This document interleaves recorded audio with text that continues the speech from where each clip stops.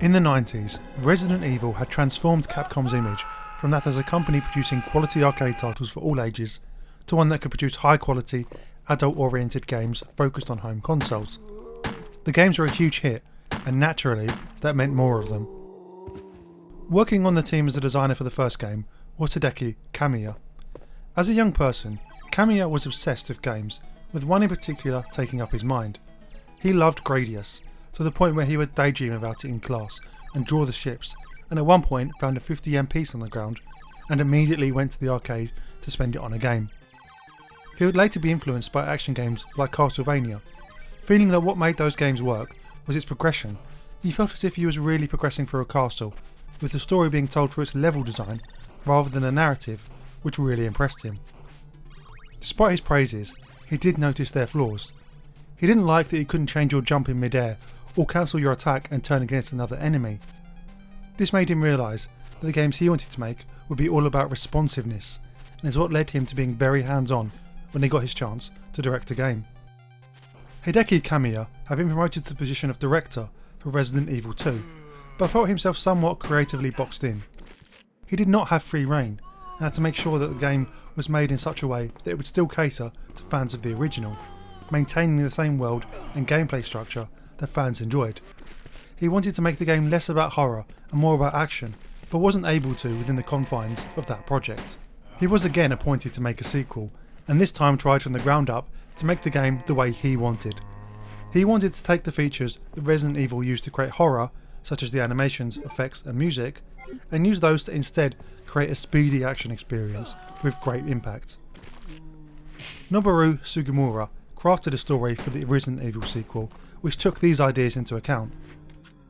Trying to incorporate them into the world of Resident Evil, it would star a new character called Tony Redgrave, who was an immortal man with abilities beyond human knowledge.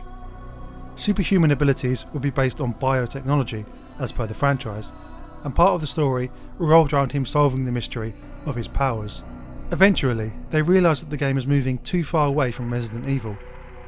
Shinji Mikami, who was working as the executive producer on the game, realised that the game would be better off if they could turn it into its own thing. Mikami spoke with his superiors about doing this, but was initially rejected, with too much time and money having been spent in the development. Mikami persisted, spending 3 months talking to each of the team members individually to persuade them about this change in direction. Once he had done this, he took all the combined support to his superiors and was finally able to persuade them to change course. With the restrictions removed, Kamiya could focus on making a game for die-hard action fans. He wanted to create a game that was difficult to learn, but created satisfaction from the achievement, in which players with good reflexes and techniques would be able to succeed. Staff members formed the internal Capcom group, Team Little Devils, and the switch to the new game began. Kamiya's first idea for a title of this new game was Devil May Care. This title came from the fact that he envisaged the main character to be a daredevil, having no fear and being somewhat nonchalant. Unfortunately, a movie came out which used that name, which meant that it was rejected. Another idea for the title was Carnival, spelled with a K. However, he really loved the original title and managed to keep it when he incorporated the idea of demons crying into the story. Thus, Devil May Cry was born. With the connection to Resident Evil removed, the story could be rewritten. Kamiya replaced the idea of a world filled with biotechnology with one of demons. He liked the idea of a superhuman protagonist, but instead of those powers being drawn from science, they came from his demonic blood. The story would become a much clearer good versus evil tale, which would let the players focus more on the action. Kamiya thought about classic tales involving demons and devils. Usually, they are involved in a fantasy tale, with the heroes using swords and magic. They might take place around solemn and historic castles with Gothic architecture. Kamiya thought it would be cool if instead the hero used modern guns and grenades and runs around the castle in a flashy way with cool music and rampaging with his modern weapons. He wasn't trying to be particularly eccentric, he just thought these were exciting ideas. The story ultimately ended up very simple, with the focus being on motivating the player to want to defeat the enemies in front of them so that they can enjoy the action to the fullest. One thing that remained from the original was the name Tony Redgrave. It was engraved on the side of Dante's pistols, Ebony and Ivory. Some of the monsters that ended up in Devil May Cry had their origins in the original Resident Evil. For example, the marionette dolls that appear early on in the game originally was to be androids with living bodies, but now that they were in the demon world, they attached threads to them and made them puppets. Many of the other enemies had unique designs not strictly linked to anything, with Kamiya's main policy being, anything that looks cool is acceptable. One thing he did make sure was that players would be able to follow the enemy movements, and that the designs did not prevent the player from doing this. Another shift away from Resident Evil was the technology they used. As the game was targeting the PS2, Kamiya wanted to go for a real-time rendered world without any of the pre-rendered backgrounds that was more common in Capcom games at the time. This was mainly because he wanted to have a lot more freedom with the camera, which would be necessary in an action-based title like this. Junya Takashi led the production on the background graphics, and they quickly realised that they would need a lot more examples of textures to fill out this new world. Kamiya travelled on an 11-day trip to England and Spain to photograph Gothic sculptures, realistic weathered brick walls, cobblestones and old doors. Kamiya said that this was a difficult trip as he had to do it all very quickly, but thought it had a huge effect on the final presentation. In particular, Kamiya studied the works of 19th century architect Antoni Gaudi in Barcelona, believing that his works give the impression that they are organic matter due to the curves in the architecture. Even though the game utilised 3D environments, it did not allow the player to control the camera, instead keeping the same control camera that games like Onimusha and Resident Evil used. Whilst this takes away player control, it does allow for some more cinematic spectacles during the gameplay. Kamiya has said that there are two ways to make an action game. The first way is the logical way, where the enemy does this, so you do this. There are limitations to work within, and you have to beat the game within those rules and limitations. The second way is by feeling. This way, you make the game in a way that just feels good to play. You create the character first, give him all sorts of abilities and moves, and then build the game around that so it fits the character. This way, the character is never limited. This would be realised in DMC as the core concept of the game, stylish action. Kamiya would always use the second way, and this also affected character design. He thought that if you started out trying to make a character cool, they would never be cool, because it's not natural. If you make a character that's fun to players and watch, they will end up cool, because the players will like them. When Kamiya was a teenager, he remembered a moment in which all of his friends were playing basketball, when one of them suddenly stopped after noticing an old piano in the corner of the gymnasium. His friend, Soitsu, just sat down and started playing the piano fluently. This memory stuck with him as someone being effortlessly cool. The way this trait was incorporated into Dante was how the character responded in battle. If Dante was sliced or stabbed, he gets up without a hitch, going on a rampage with a smile and unleashing a shotgun against the enemy. Kamiya performed lots of poses to try and get the animation right, with a trial and error process that involved putting the different poses into the games over and over until they ended up with something cool. Kamiya described Dante as the kind of character you would want to go out drinking with, the type of person that will pull a ridiculous, mischievous joke that will endear him to people. Kamiya realised though that ultimately whether or not Dante was cool was up to the player. If the player used combos, varied the moves and played well, Dante would look much cooler. He was happy leaving it up to the player's skill to portray that, as it fit into the game's ethos. They designed Devil May Cry specifically to appeal to hardcore gamers and for it to be challenging, but they really attempted to make sure that the challenge was in the player's skill rather than in the controls or anything else. An unusual inspiration for the game was Ocarina of Time. In particular, the team noticed how that game let the player aim at enemies while still moving swiftly, which was an effect they wanted to incorporate too. One of the early moves that came to represent the character was the fact that you could juggle enemies by slashing with a sword and then using the guns to keep them airborne. Kamiya said he wanted to make an unconventional character that doesn't always use one weapon, so making combos like this possible was key to that. This particular move came about from a bug that Kamiya found whilst playtesting Onimusha, realising that he could slash enemies consistently and keep them floating. Kamiya ultimately wanted each player to find their own style of playing Devil May Cry. The character of Dante has a somewhat unusual look, featuring a long red trench coat and white hair, not to mention the fairly uncommon name. The inspiration for Dante came from a Japanese manga called Cobra. Cobra was a character that never fears his enemies and always looks confident, facing danger with irony and a provoking look. The character gained a cloak to make the action look more colourful, and it was red because that was the traditional heroic colour in Japan. Additionally, Kamiya wanted the character to be the opposite of Leon from Resident Evil 2, who was dressed in blue. It's often cited that his name comes from the Divine Comedy, however I can't personally find any evidence that this is directly true. Dante speaks English in all versions of the game, including the Japanese one. This was done because it was a foreign language Kamiya understood, and he wanted to be involved in directing the voice acting in all regions, so it made sense to do that. In terms of the music, the first thing the team considered was baroque music, suitable for playing in old castles, which can have a somewhat divine sound. They then thought about the main character, Dante. Dante was an American, wielding 2 handguns, fiercely jumping into battle, and he would need a more intense form of music. They decided they would simply use both styles. Baroque music would play around the castle, and then when fighting starts, hard rock would kick in. In charge of the music was Masami Ueda, who through this process created an awesome soundtrack that Kamiya loved listening to each day. Quite a lot of Devil May Cry's cutscenes are rendered in-game. This was a specific choice made by Kamiya, who wanted to reduce the gap between the gameplay and FMV sections by using the same graphics. Kamiya worried about players comparing the in-game graphics to pre-rendered cutscenes, especially as they knew that they could not increase the graphics too much. This was because they wanted to target 60 FPS, and that was more important than graphical fidelity.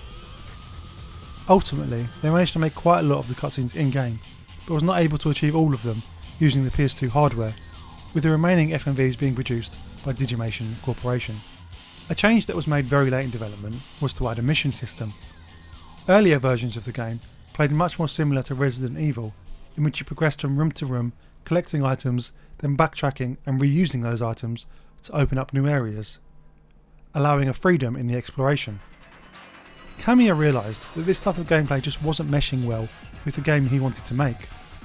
He wanted the focus to be on the combat and not on players having to remember where each item needed to be used or what room to go back to that they missed. Therefore they switched to a mission-based structure, in which each objective would be its own mission, allowing for the player to keep progressing without having to worry too much about backtracking or missing anything. Towards the end of development, Kamiya reflected on his time. He didn't particularly enjoy the final stages, which were focused on debugging and refining rather than adding new features. During the main part of development, he had fun each day, with all the staff gathering around screens, happy at whenever something new and cool was added to the game. He caused some trouble with his superiors, as even during the debugging stage, he would find little things that bothered him, and had to ask to get them updated, asking the staff to simultaneously make the changes whilst also making the fixes. He wasn't able to get all of his ideas into the final game. For example, he wanted to make Trish a playable character, perhaps foreshadowing Bayonetta. He said he could envisage her as a main character, utilising her graceful actions. Let's take a look at how all of that ended up in the final product. The game begins with Dante sitting at his desk in his shop when a mysterious woman enters. She attacks Dante, using lightning to disable him, before impaling him with his own sword and throwing a motorcycle at him. Dante repels the motorcycle with his guns, before pulling the sword out of his chest. Trish tells him that a demon known as Mundus is attempting to open a gate to the demon world on Malay Island. That's all Dante needs to know, before heading out to defeat this threat. The game takes place principally on this island, inside the castle sat atop it. The first mission introduces the player to the game's basic moving and jumping mechanic, while somber music plays in the background. After clearing the early puzzles, the rock music kicks in as the first enemies appear, the marionettes. Fighting through these enemies and solving more puzzles, Dante continues to make his way through the castle, room by room, until he encounters his first alternate weapon, Alastor. Alastor gives Dante the ability to use Devil Trigger, which briefly turns him into a demon and greatly enhances his strength and speed, as well as giving him access to unique moves. Unique to Devil May Cry is that after each mission, the player is rewarded a score. This score is meant to represent how stylish the player has been, combining various metrics such as the variety of combos used and the damage taken to come up with. It gives the player a reason to retry missions once they are better prepared. Eventually, Dante comes across the first boss, the lava spider Phantom. This boss is difficult, being the first enemy which doesn't automatically flinch at every attack Dante has and can even block.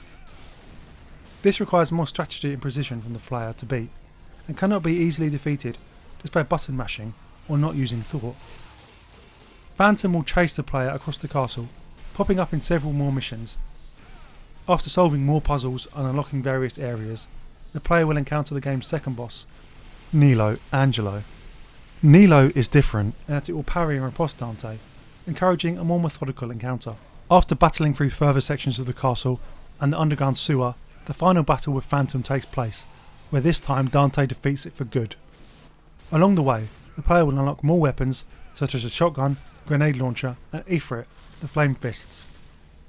Players can also upgrade their weapons and skills between levels and even spend red souls, which are gained by defeating enemies, on items that can increase total health or recover stats.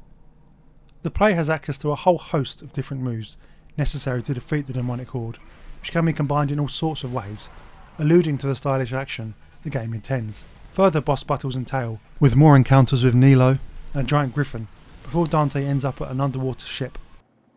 These areas change the game's perspective to first person, an unusual mechanic which wasn't used since, as it slows down the gameplay somewhat and doesn't really feel in keeping with the rest of the game. There are a few plot twists, such as Nilo appearing to be Dante's brother and Trish being a demon in thrall to Mundus. Through all of these battles and exploration, the player ends up in hell itself, battling several large demons before taking on Mundus in an epic fight against the demon, banishing him from the human world. Trish repents, and as the castle crumbles down around them, Dante jumps in an old aircraft and flies through the caverns to safety. The final scene shows the newly formed duo with Dante and Trish working together, renaming the shop from Devil May Cry to Devil Never Cry, representing the newly found humanity Trish represents. Devil May Cry released on August 23, 2001 in Japan, October 17th in North America and December 7th in Europe. It received instant critical acclaim and became an early must-have title for the PlayStation 2. Eurogamer gave it a 9 out of 10, calling it one of the most stylish and downright entertaining games they ever played, with plenty of replay value. IGN gave it a 9.6 out of 10, praising its pure, unadulterated action and the furious refusal of Resident Evil's slow and awkward sensibility. They described it as a stylish, heart-pumping work of art. The game was praised in Japan too, receiving a 34 out of 40 from Famitsu. Critics seemed to love it, and that translated to players too, with it receiving high sales and acclaim in every territory. Some players didn't like the difficulty level, but ultimately it seemed that Team Little Devils had succeeded in their aim. They had truly created a fast-paced, stylish action game that was hardcore and entertaining to play. Later, the game would get re-released in a HD bundle on PlayStation 3 and Xbox 360, with an updated version released on PlayStation 4 and Xbox One, as well as a PC and Nintendo Switch port. It's clear that the game had spawned a franchise that was here to stay, and was more than just a simple action game. The success of the title meant that a sequel was inevitable, but unfortunately, Hideki Kamiya was not chosen to direct it. This always upset him, and is one of the reasons he later left Capcom to help form Platinum Games, where he would have that creative control. Kamiya loved making the game. He later said that Devil May Cry was such a meaningful work for him, that it was something he would want to tell his grandchildren one day. It was his baby, and even when he was hospitalised with a broken leg from a motorcycle accident during development, all he could do was think about the game. He spent the last years of his 20s making it, creating unforgettable memories. The one thing in particular he enjoyed most was creating storyboards. He loved trying out different camera angles and cuts to each game scene to see which one looked the coolest. Once he started to see the storyboards animated, he loved checking them each day. Ultimately, Devil May Cry was a triumph.